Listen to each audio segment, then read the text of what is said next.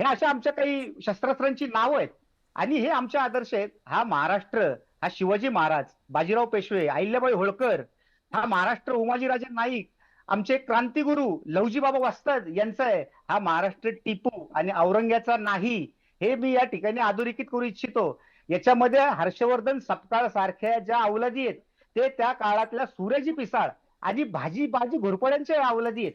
कारण त्या काळामध्ये देखील आदिल आपण सन्मानपूर्वक बोलूया एकमेकांबद्दल. आपण हा नाही तुमचा नाही राग शिवाजी असेल महाराज तुम्ही शब्दातून व्यक्त करा. पण शिवाजी महाराज शिवाजी महाराज एक मिनिट नाही नाही, ही भाषा असू शकत. मी सांगितलंय हनुमानजी, हनुमानजी हे असं नाहीये. मी सांगितलंय त्यांना माझं काम मला करू दे, माझं काम मला करू दे.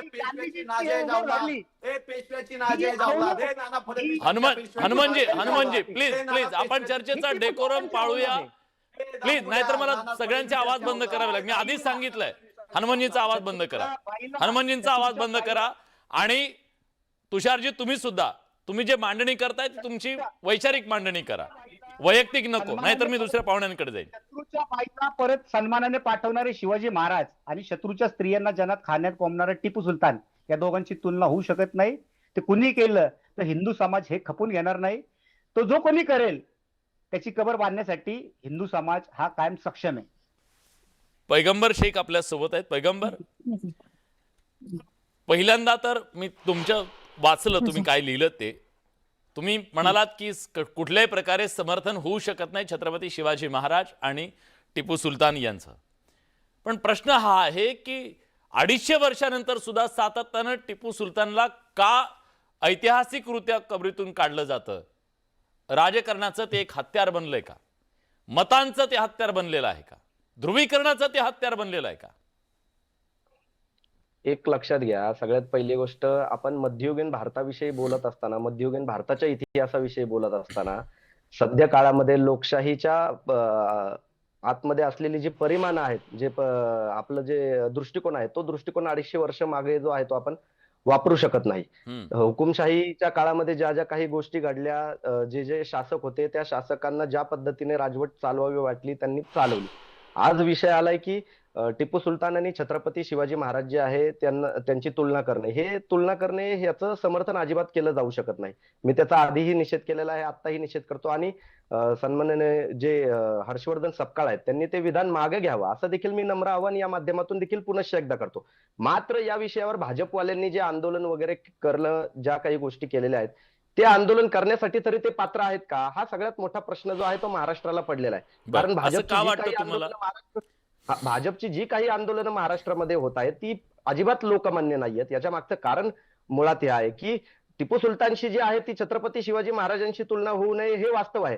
मात्र आज के शिवाजी नरेंद्र मोदी अशा पद्धतीची जी पुस्तकं भाजपवाल्यांकडून प्रकाशित केली गेली, त्यावेळी कुठे लोक बिळामध्ये जाऊन बसली होती, हा मोठा प्रश्न आहे. ज्यावेळी छत्रपती शिवाजी महाराजांचा अवमान जे आहे ते ज्यांना यांनी पुरस्कार दिला, राज्यपाल भगतसिंग कोश्यारी, ते छत्रपती शिवाजी महाराज, जर रामदास स्वामी नसते तर शिवाजी नसते, अशा पद्धतीचं वक्तव्य करतात. शिवाजी महाराज जुन्या काळातले जे आदर्श आहेत, आत्ताच्या काळातले जे आहेत ते गडकरी आहेत आदर्श, अशा पद्धतीची वक्तव्य केली. सोलापूरकर बोलतो की छत्रपती शिवाजी महाराज लाज घेऊन जे आहे ते आग्र्याहून सुटले. त्याच्यानंतर कोरटकर सारखा माणूस तो या ठिकाणी आमच्या आई साहेब, राजमाता, राष्ट्रमाता जिजाऊ साहेब यांच्याविषयी अश्लील टिप्पणी करतो. कुठे आंदोलनं केली ह्या लोकांनी, हा प्रश्न संपूर्ण महाराष्ट्र यांना विचारतोय. आज छत्रपती शिवाजी महाराजांच्या बाबतीमध्ये एक जे आक्षेपार्ह वक्तव्य केल्यानंतर तुषार दामगुडेंसारखी व्यक्ती जे आहे ते म्हणतात की सबंध हिंदू समाज वगैरे जे आहे ते हे सहन करणार नाही. कोणी सांगितलं छत्रपती शिवाजी महाराज जे आहे ते हिंदू धर्मापुरते मर्यादित आहेत? छत्रपती शिवाजी महाराजांना या ठिकाणचा मुसलमान, ख्रिश्चन, त्या ठिकाणी शीख, ईसाई सगळेच लोक मानतात. आज ज्या शाने हिंद आहेत उपमहापौर ज्या बोलल्या, त्याच्यावर देखील यांनी जे आहे तो कुठल्याही पद्धतीने बोललेला आणि सुमार नेरेटिव्ह सेट करण्याचा तुषार दामगुडे प्रत्येक वेळी जो आहे तो प्रयत्न करतात.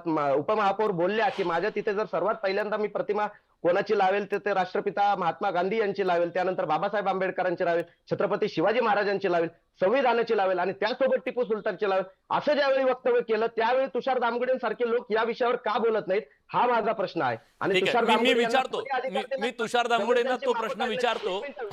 पैगंबर, फक्त मला एकच मुद्दा मांडायचा. बोला. म्हणतात की मंदिरांच्या विषयी, याच्याविषयी, त्याच्याविषयी हे बोलतात. पेशव्यांनी 4 वेळा जे आहे ते मंदिरांवर आक्रमण केली. शंकराचार्यांनी स्वतः टिपू सुलतानला पत्र लिहिली की आम्हाला या पेशव्यांपासून जे आहे ते संरक्षण द्या, अशा पद्धतीची पत्र जी आहे ती लिहिली. आणि स्वतः टिपू सुलतानने जे आहे ते शृंगेरी मठाला दान दिलं. शृंगेरी मठात असलेल्या शंकराचार्यांना जे संरक्षण दिलं, त्याच्यावरती हे लोक का बोलत नाही, हा माझा खूप मोठा प्रश्न आहे. 256 मी विचारतो. त्याच्यावरती का बोलत नाहीत? ठीक आहे. तुषार दामगुडेजी, ज्या प्रकारची मांडणी तुम्ही केली, हिंदुत्ववादी शिवप्रेमींच्या मनातली आग तुमच्या बोलण्यातनं दिसली. मग जेव्हा भाजपचे नेते या सगळ्याबद्दल वारंवार आतापर्यंत अनेक गोष्टी त्यांनी दाखले दिले, मी पुन्हा त्याचं रिपिटेशन करणार नाही, तेव्हा तुमची ही आक्रमकता का दिसत नाही? पहिले मुद्दा एक. आणि दुसरा, आता त्यांनी सांगितलं स्पेसिफिक, म्हणजे टिपू सुलतानच्या बद्दलची फक्त एक बाजू तुम्ही बघता, दुसरी बाजू सुद्धा त्याला आहे. त्यांनी कशी मदत केली ही मांडणी ती केली जाते, ती दुर्लक्षी जाते का? विलासजी, मी एक एक मुद्दा घेतो. सगळ्यात पहिलं म्हणजे आपल्याला आठवत असेल, आपल्या चॅनलवरती आपल्याच कार्यक्रमामध्ये या कोरटकरला तुरुंगात नाही तर गोळ्या घातल्या पाहिजेत, त्याचं एन्काउंटर केलं पाहिजे, अशी मागणी मी केलेली आहे. दुसरं म्हणजे जेव्हा ही तुलना ते नरेंद्र मोदी आणि त्यांच्यावर करतात, तर मला त्यांना प्रश्न विचारायचा की नरेंद्र मोदींनी असे कोणते बलात्कार, अशी कोणती हत्याकांड स्वतःच्या हाताने ते केलेत आणि त्याच्याबद्दल अभिमान बाळगलाय की ज्याच्यामुळं त्यांचं नाव इतिहासामध्ये कुठल्या तरी समाजाचा जेनोसाइड करणारा व्यक्ती म्हणून असा आहे. मला हे नाही म्हणायचं की आजच्या मुसलमानांचा त्याच्यामध्ये दोष आहे. तुम्ही लक्षात घ्या, टिपूने काय केलं, औरंगजेबाने काय केलं, याच्यामध्ये आजच्या मुसलमानाचा 1% देखील दोष नाहीये. हिंदू समाजामध्ये जातीयता जेव्हा होती तेव्हा त्याच्याशी आमचा तुमचा 1% तरी दोष आहे का? पण त्याबद्दल जर आपण माज अभिमान बाळगत असू तर मात्र आपला दोष आहे. औरंगजेबाने आणि टिपू सुलतानने जे केलं त्याच्याबद्दल जर काही जिहादी प्रवृत्तींना माज अभिमान असेल तर आपण त्याच्यावर बोललं पाहिजे की नाही बोललं पाहिजे? तुम्ही अब्दुल कलामांचा लावा. हा देश कोणता आहे? हा देश शाहरुख खान, सलमान खान यांना सुपरस्टार बनवणारा देश आहे. आपल्या काशीच्या मंदिरामध्ये ते शहनाई वादक खान नावाचे बसतात. या देशामध्ये राष्ट्रपती होऊन गेले. अहो, आपण या देशाच्या हिंदूंना कुठं तुरुंगामध्ये उभं करता? या देशाने त्याची लॉयल्टी, सेक्युलरिझम हा वेळोवेळी सिद्ध केलेला. आता हिंदूंनी ती किती वेळा सिद्ध करायची? या देशामधल्या या जिहादी प्रवृत्तींनीच तर पाकिस्तानची निर्मिती केली. मला त्यांना असं विचारायचंय की मग जेव्हा त्यांना सत्ता मिळते तेव्हा त्यांनी ते 57% जे मुसलमान शिवाजी महाराजांच्या सैन्यात असतात असं ते दावा करतात, तर मग त्यांनी शिवाजी महाराजांचं का नाही लावलं? हा एवढा मोठा वादंग निर्माण झाल्यानंतर ते मी त्याच्याबद्दल पण विचारतो त्याच्याबद्दल, पण त्या आधीच लावायला पाहिजे होता. ठीक आहे. शाने हिंद आपल्यासोबत आहेत. मी पैगंबर येतो तुमच्याकडे. शाने हिंद आपल्यासोबत आहेत. अगदीच महत्वाचा प्रश्न त्यांनी उपस्थित केलेला आहे. तुमच्या केबिनमध्ये तो फोटो लावलेला होता. तुम्हाला ती गोष्ट नाही खटकली की फक्त टिपू सुलतानचाच एकट्याचा फोटो लावलेला आहे? बाकी तर सगळे होते ना, ज्याची इच्छा होती तुमची त्यांचे फोटो लावले पाहिजेत. मैंने आपको बताया कि जब मैंने चार्ज लिया तो वहाँ किसी की फोटो नहीं लगी थी। अब ये गलती जो है ये प्रशासन की, जो फोटो आई लगी वो मैंने लगा ली, वहां पर लगा दी गई जिसपे मेरा ऐतराज नहीं था। दूसरी बात ये, जो शिवाजी महाराज के बारे में अगर आप कह रहे हैं तो इन्होंने ही कहा, दामगुड़े साहब ने, कि शिवाजी महाराज जो थे किसी धर्म में अंतर नहीं करते थे। हमने हमारे सिलेबस की बुक में उर्दू लैंग्वेज से पढ़ी हुई, हमने इसमें एक कहानी पढ़ी थी शिवाजी महाराज की कि वो किसी मध्य प्रदेश में कहीं जीते और वहां उनको किसी राजा ने बोला कि आपके लिए तोहफा लाया जा रहा है। वहां उन्होंने जब देखा तो एक किसी राजा की बेटी या बीवी थी जो बहुत खूबसूरत थी, मुसलमान थी, और वो वहां से निकले और ये उन्होंने उनसे पूछा कि आपको तोहफा कैसा लगा? तो शिवाजी महाराज ने कहा था कि अगर मेरी माँ इतनी खूबसूरत होती तो मैं भी इतना खूबसूरत होता। जो ऐसे विचारों के महाराष्ट्र है, वहां आपकी लैंग्वेज आप देखिए। जो ओबीसी के नाम से 4-4 साल आपने इलेक्शन लेट किया, भाजपा की बात कर रही हूँ, वहां एक ओबीसी महिला के साथ आपकी लैंग्वेज कैसी है?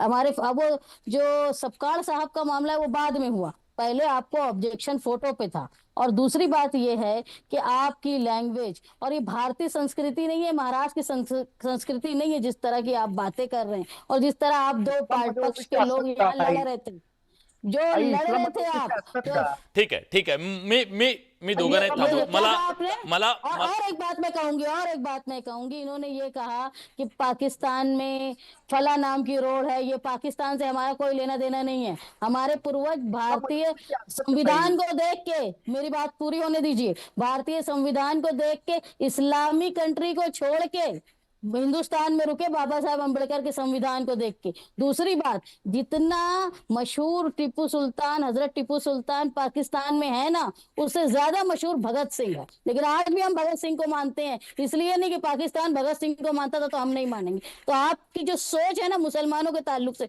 उसको दुरुस्त कीजिए। और ये जिहादी वर्ड जो आप बोल रहे हैं ना, हम बाय चॉइस यहाँ पे रहते हैं, हमने संविधान को पसंद किया। और संविधान के 144 नंबर पेज पे जहाँ झांसी की रानी का फोटो है, वहीं हजरत टिप्पू सुल्तान का फोटो है। तो अगर वहां मैंने हमारे ऑफिस में अगर लगी रही तो आपको ऑब्जेक्शन नहीं। कोई मिनिस्टर, कोई आदमी संविधान से बड़ा नहीं होता।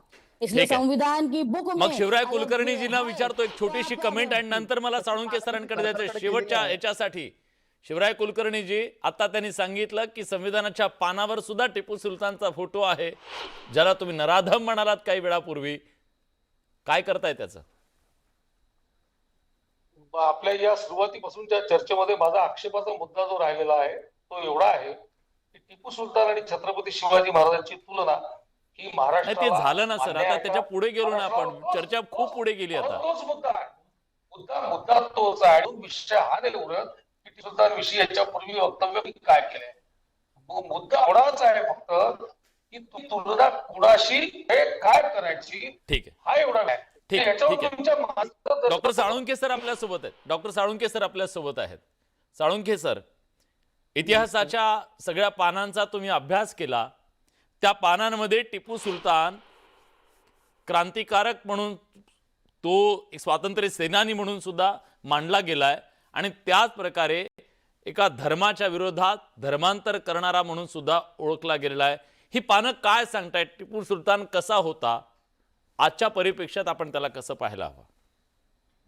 हा सगळा वाद आहे तो राष्ट्रवाद आणि टिपू असा आपण त्याला टायटल देऊ शकतो. म्हणजे राष्ट्रवादाच्या व्याख्या आपल्या देशामध्ये विभिन्न आहेत आणि एकास एक अशी काटेकोर व्याख्या भारतात नाही. ही आपल्या वादाची मुख्य अडचण आहे. तुम्ही बऱ्यापैकी सुरुवात चांगली करून दिलेली आहे. ज्यांच्यामुळे वाद निर्माण झाला त्या मालेगावच्या उपमहापौर यांनी देखील आपली भूमिका अधिक चांगल्या पद्धतीनं आज आपल्या समोर आणलेली आहे. आणि हाच मुद्दा असतो की इतिहासामध्ये जर तुम्ही पाहिलं तर टिपू सुलतान यांच्याविषयीच्या त्यांच्या ज्या प्रतिमा आहेत त्या सातत्यानं बदलत गेलेल्या आहेत. कारण इतिहास पुन्हा पुन्हा उजळला जातो आणि पुन्हा पुन्हा तो लिहिला जात असतो. किंवा या निमित्तानं चर्चा होऊन जर टिपू सुलतानचं एक अधिक चांगलं वस्तुनिष्ठ चित्रण महाराष्ट्राच्या समोर येत असेल तर ते अधिक चांगलं आहे. कारण हे काही अचानक नाही झालेलं. ह्या ज्या 2 घटना झाल्या ज्याच्यामुळे ही चर्चा रंग आणि हा सगळा वाद पुढे आलेला आहे. गेले काही वर्ष टिपू सुलतानचं नाव हे वारंवार एक आदर्श राजा म्हणून सांगण्याचा प्रयत्न काही गट करतायत. पण त्यांना तसं का करावं वाटतंय? जे आपण महाराष्ट्राचे प्रमुख असे राष्ट्रीय पुरुष म्हणून जे काही निवडलेले आहेत त्यांच्यामध्ये छत्रपती शिवराय फुले, शाहू आंबेडकर, अहिल्या माता, जिजाऊ वगैरे अशी सगळी आपली यादी आहे. या यादीत टिपू सुलतान बसतो का? महाराष्ट्राच्या आदर्शांच्या यादीमध्ये टिपू सुलतान बसतो का? मला तेच सांगायचं की त्यावर समाधान न वाटता आमचाही एखादा महापुरुष अधिक आम्हाला अलाइन होणारा आमच्या आकांक्षांशी तो असावा असं बऱ्याच गटांना वाटत असतं.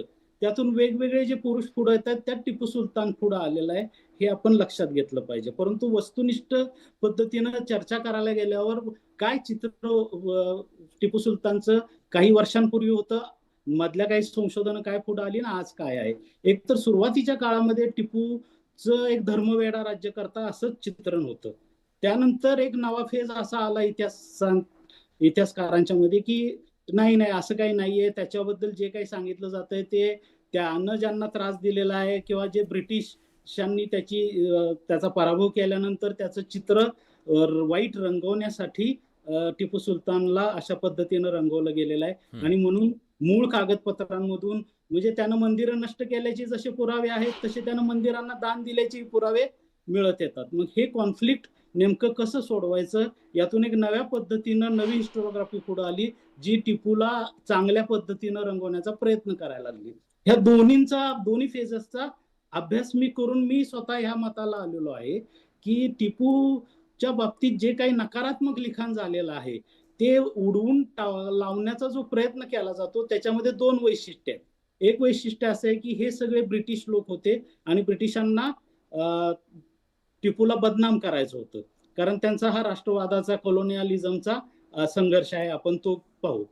परंतु वस्तुनिष्ठ पद्धतीने जर बघायला गेलं तर ही सगळी वेगवेगळी जी टिपणं आहेत, वेगवेगळी प्रवास वर्णनं आहेत, त्यावेळेचे अधिकारी आहेत, ह्या सगळ्यांनी मिळून जे काही लिहिलंय त्या सगळ्यांना तुम्ही उडवून लावू शकत. काहीतरी त्यामध्ये सत्यता आहे की जी आपल्याला